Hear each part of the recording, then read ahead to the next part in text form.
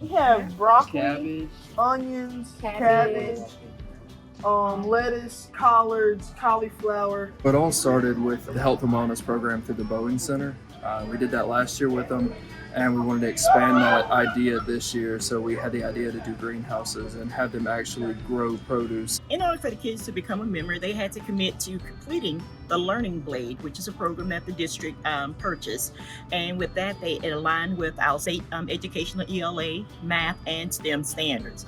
Once they completed that, then they could become a part of the gardening club. Teaching kids to be healthy, make healthier choices in eating, teaching them again how to be self-sufficient. We're going to go ahead and order a composter.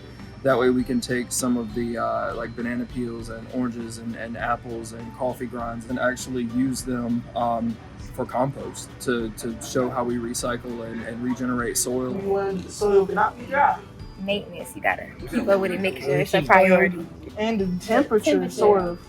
Because it could be freezing cold and warm in there and they would still grow. The sheriff's office was able to partner and get the soil donated, so we got a pallet of soil, which we're extremely thankful for. The soil is going to help us do some more planters boxes like this in the other greenhouse, and then do some planter boxes outside. If you're going to the no, college is not the only option. A lot of our students come from rural areas that have land, and we're trying to train them what they can use the land and how they can make money, how it can even travel over into farmers markets is our goal to do that.